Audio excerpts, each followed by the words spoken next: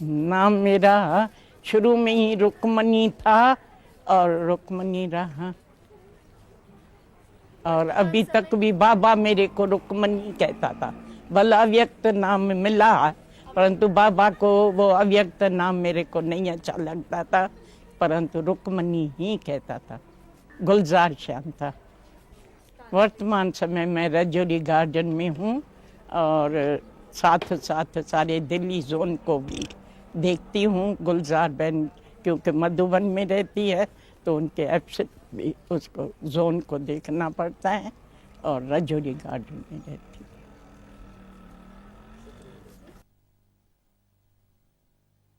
हम थे कराची में, तो एक बार नया सही हैदराबाद में मेरा और फैमिली का जाना हुआ, कुछ मैरिज थी। तो जब वहाँ गए तो हैदराबाद में बहुत धूम मची हुई थी, सत्संग की चर्चा। सारे हैदराबाद में ये सत्संग की चर्चा बहुत थी। हर एक कहता था ये सत्संग बड़ा अच्छा है, जो जाता है बड़ी शांति मिलती है, जो जाता है उनको साक्षात्कार होता है। तो एक बार चल के देखे तो सही। हमको कराची वाले कहते थे, तो वो कहते थे कराची वाले आप आए हैं तो आप ज़रूर ये सत्संग एक बार देखो। तो मेरी मामी मेरे को लेके गई उस सत्संग में। तो पहले दिन मैं जब सत्संग में गई तो मैंने क्या देखा, इतना यानी पीस बाबा बैठा था और सत्संग लगा हुआ था। बाबा ओम की धुनी कह रहा था, तो केवल ओम की धुनी सुनते ही मैं शरीर से अशरीरी हो गई और मुझे कुछ पता ही नहीं लगा। सत्संग बाबा ने पीछे किया। सत्संग करने के बाद सारी सभा उठ करके चली गई और मैं वहाँ ही बैठी रही। तो जब मैं वहाँ ही बैठी रही तो हमारे जो साथ आए थे वो डर गए, तो इसको पता नहीं क्या हुआ है, पहले तो आती नहीं थी और अब उठती नहीं है। उन्होंने जाके बाबा को बताया, बाबा ये तो उठती नहीं है, इसको क्या हो गया है। तो बाबा मेरे सामने आया और बाबा ने मेरे सिर पर हाथ रख के कहा, बेटी बेटी बेटी। तो मैं वो आवाज़ ऐसे सुन रही थी जैसे कोई आकाश से आवाज़ आ रहा है। मैंने नहीं समझा मेरे सन्मुख कोई है।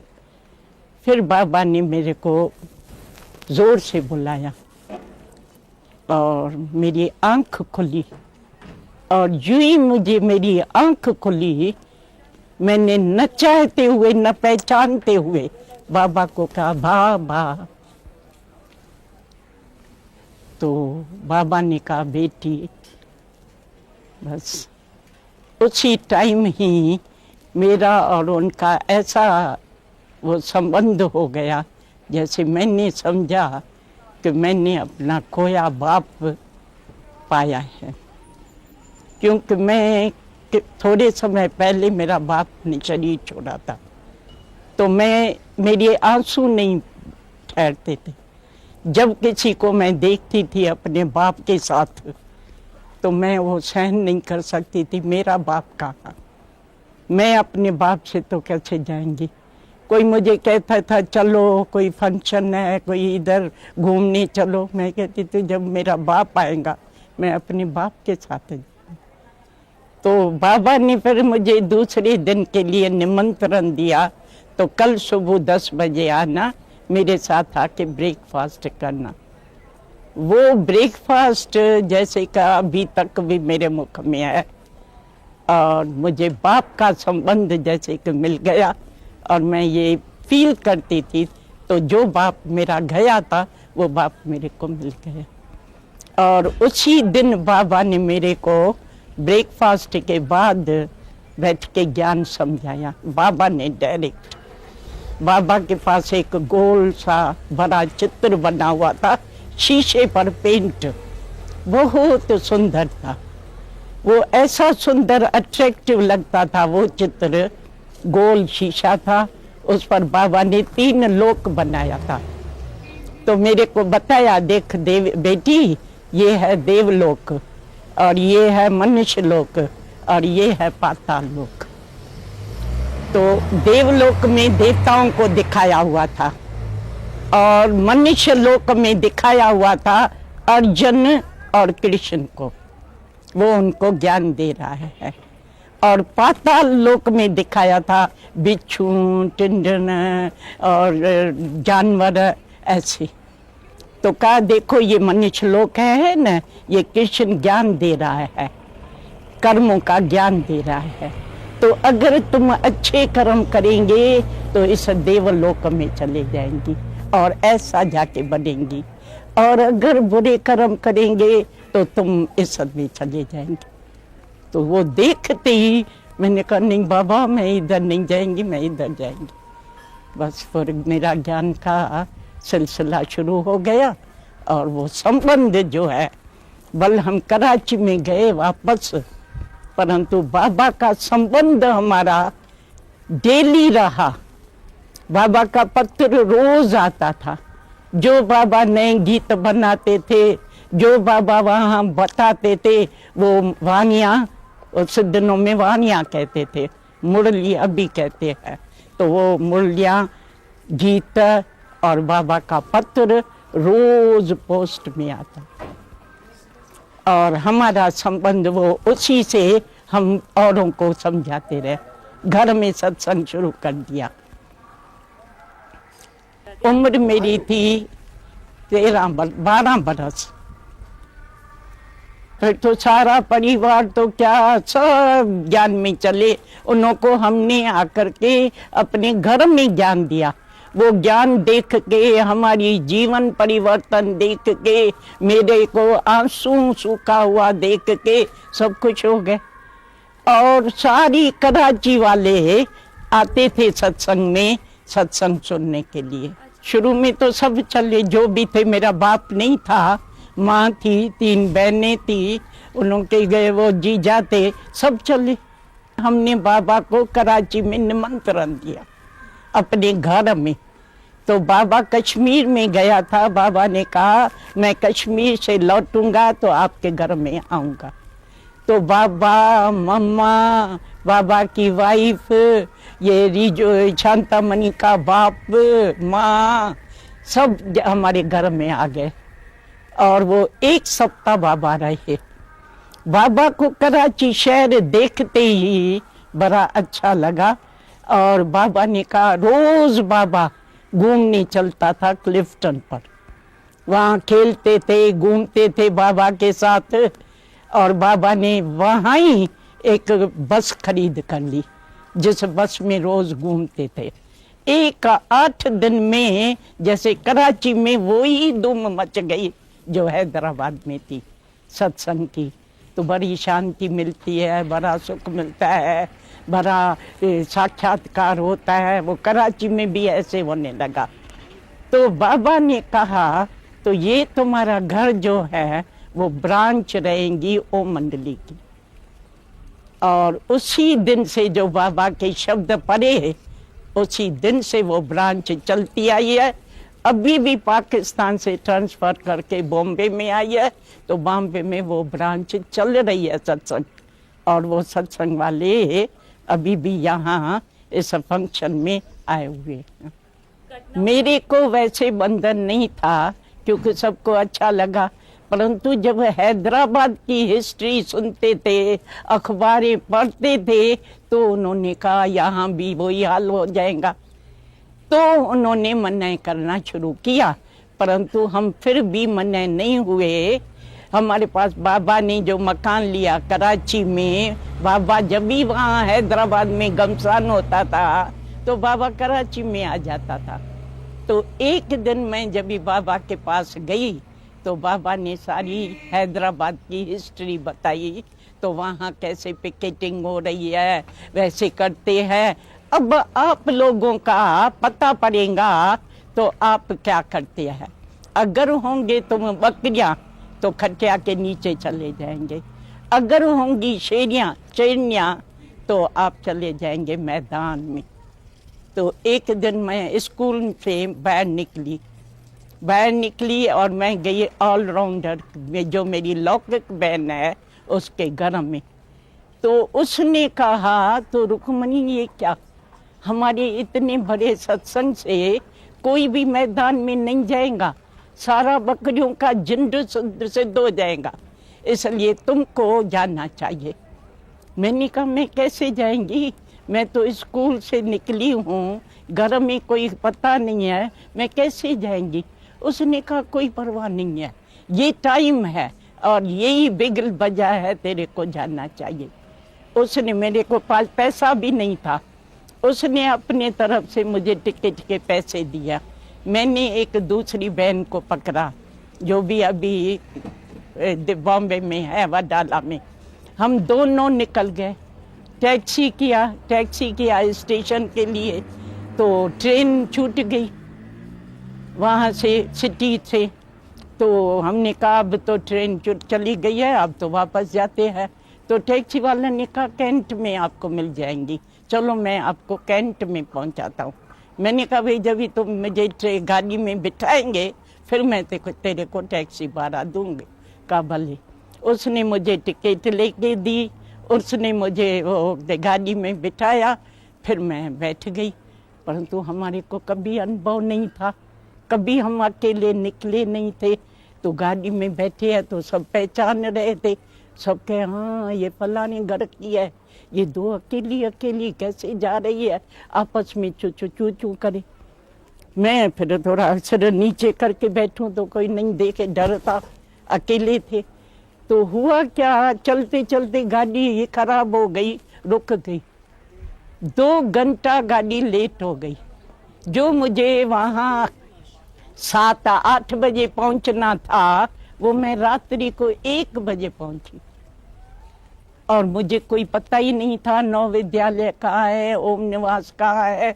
मैंने टांगे वाले को कहा तो भैया मुझे नौ विद्यालय के पास में जो ओम निवास है उधर मुझे पहुंचना है 1 बजे रात को।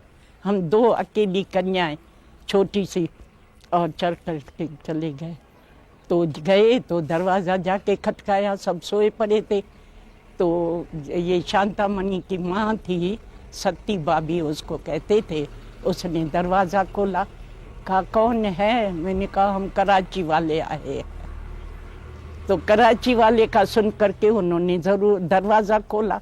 कहा पिकेटिंग के लिए आए हैं। हमने कहा हाँ बाबा ने हमको भेजा है, हम कल पिकेटिंग में खड़े होंगे तो इसलिए आए हैं।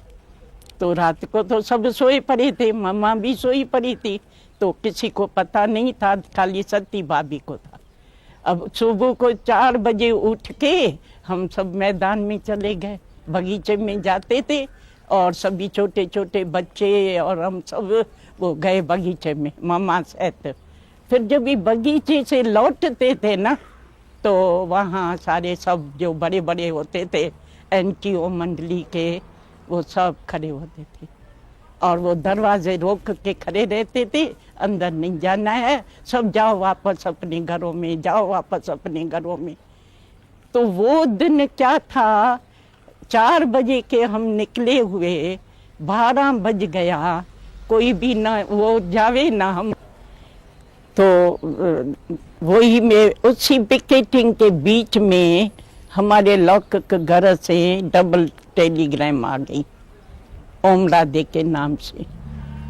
तो ये 2 हमारे घर से गायब है, क्या वो आपके पास है क्या? तो ओम राधे ने उसी टेलीग्राम जो रिटर्न थी उस पर लिख के दे दिया। तो हाँ वो आई हुई है और रिटर्न जो ट्रेन है उसमें आपके पास पहुंच जाएंगी। तो जब पिकेटिंग पूरी हुई हम अंदर गए, पानी वानी पिया, खाना खाया। मम्मा ने कहा अभी 3 बजा है, आपको जाना है।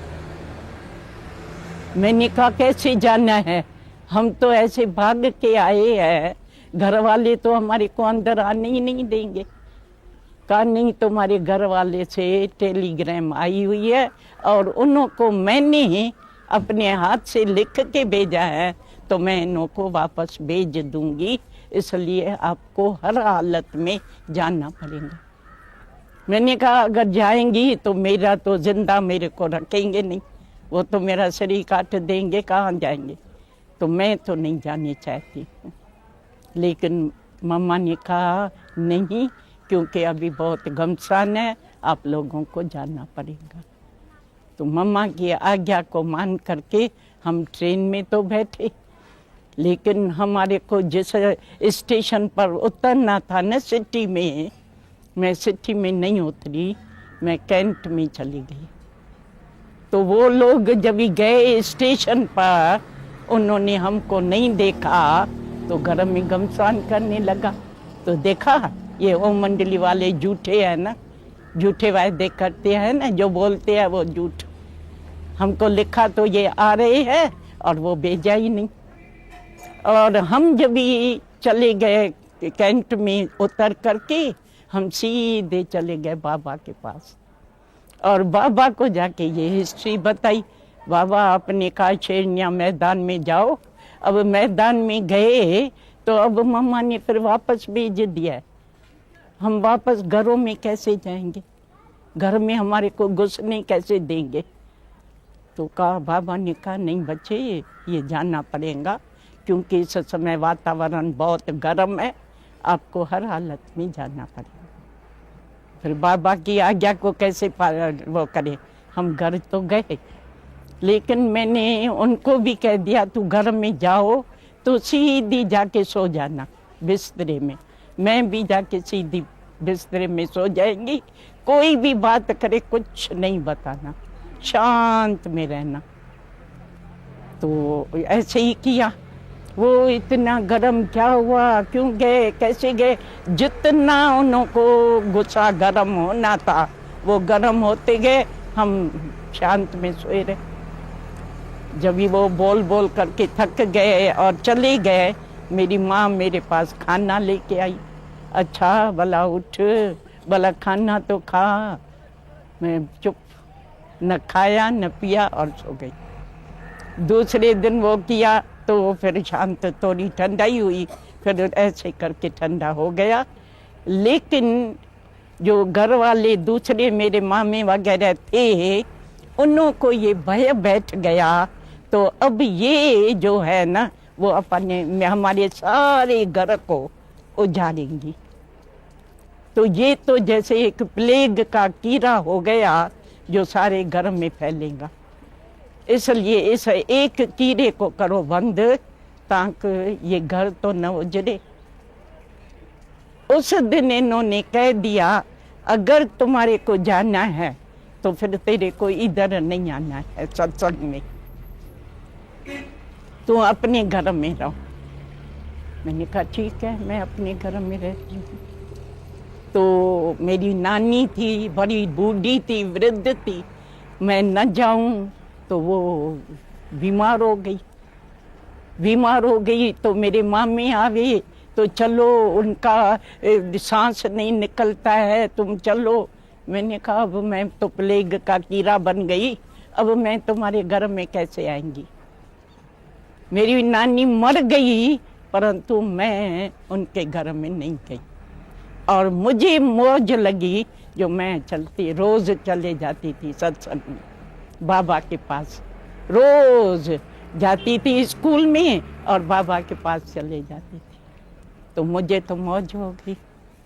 हाँ, बाबा का बड़ा एक अच्छा तरीका था, कुछ भी होता था बाबा को मालूम पड़ता था, न्यूज़ मिलती थी, तो आज ये हुआ, आज वो हुआ, आज ये। परंतु बाबा उसी टाइम कुछ नहीं कहते थे। रात्रि का जो क्लास होता था ना, उस क्लास में बाबा कहते थे कोई से कोई ऐसी गलती हुई है जो ज्ञान के विरुद्ध है, वाचा से या कर्मणा से या मनसा से, जो किसी से भूल हुई है तो हाथ खड़ा करो। तो उस सभा के बीच में बाबा हाथ खड़ा कराते थे। फिर अगर कोई लज्जा के मारे या देह अभिमान के मारे सच नहीं बताते थे तो बाबा का दूसरा प्रश्न उठता था, अच्छा जिन्होंने देखा सुना हो ना तो वो हाथ खड़ा करे। तो संगठन में देखने सुनने वाले तो होंगे ना, तो वो जब भी हाथ खड़ा करके और वो बताते थे तो बाबा मैंने देखा, इनका आपस में थोड़ा तीखा आवाज था, मैंने देखा इसकी ये गलती थी, तो नेचुरल दे अब मान तो उतरा और ईश्वर नीचे होगा ना। तो इस कारण से वो जब भी सच बता देते थे ना बाबा को, फिर बाबा समझा करके और कुछ भी नहीं करता था। इससे हमारी जो गलतियां ऐसे बाबा प्यार से समझाते थे जो फिर हमारे से वो गलतियां नहीं होती थी। इस नमूने बाबा ने संगठन में रहते भी और प्यार से रखा। बाबा ने कहा ये था, तो हमारा बेगरी पाठ तो चल रहा था।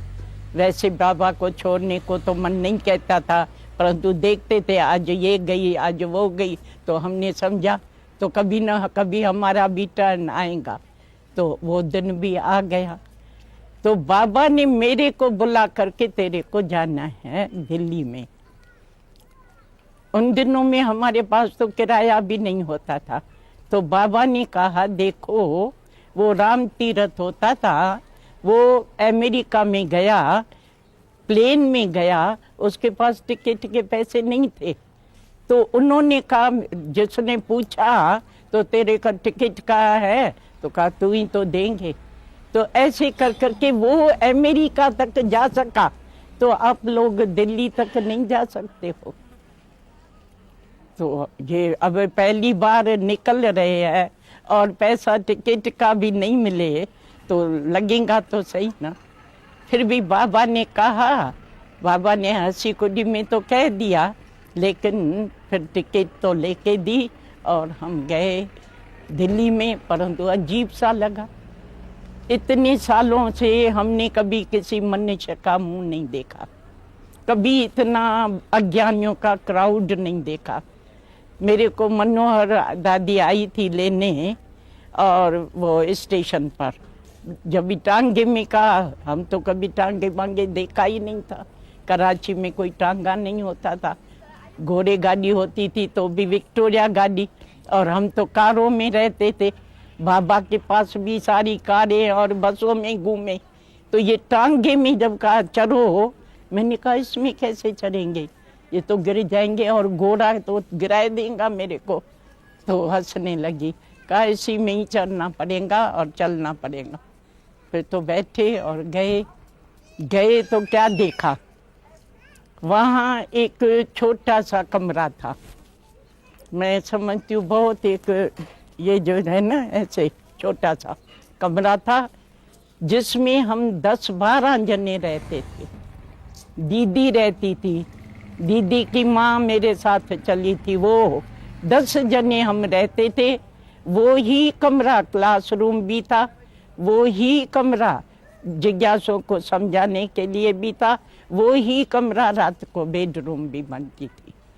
और एक किचन था, सो भी बहुत छोटा सा, जिसमें खाना बनता था, और बाथरूम लेटरिन तो मालिक मकान के साथ कंबाइंड थी, माना उन्हों के साथ थी। तो वो दिन में क्या करते थे, वो जिस पर सोते थे ना, वो बिछा के एक गद्दी बना देते थे, उस पर बैठ के क्लास कराते थे, कोर्स कराते थे, किसी को समझाते थे। रात को वो सब बिछा के और सो जाते थे। वो हमारी इतनी साइज का बाबा ने बना के दी थी, जैसे वो बनाते हैं ना अर्थी का साइज, तो अर्थी के साइज जितना, जिसको बाबा कहते था टिफुटी, सोने की टिफुटी, 3 फुट चौड़ी 6 फुट लंबी, उस पर हम सोते थे। तो ऐसे ही हम रहे और बड़ा अच्छा प्यार से रहे। और खाना पीना तो कुछ होता ही नहीं था, कभी एक पाव आलू का, बाकी सब पानी, उसमें खाली नमक और मिर्च, घी वगैरह होता ही नहीं था, और फुल्का सूखा खाते थे। ये हमारा खाना होता था। संबंध एक बाप का जो शुरू में पहले दिन मिला ना, तो मैं महसूस बाप के रूप में करती थी। फिर भले बाबा ने कहा सर्व संबंधी है, ये है, और ऐसी भाषणा भी दी खेलते भी थे, सब कुछ सखा के रूप में बाबा ने खेल भी मेरे से किया है और सब संबंधों का अनुभव बराबर कराया है। परंतु मुख्य संबंध जो मेरे हृदय में समाया हुआ था वो पहले दिन वाला बाप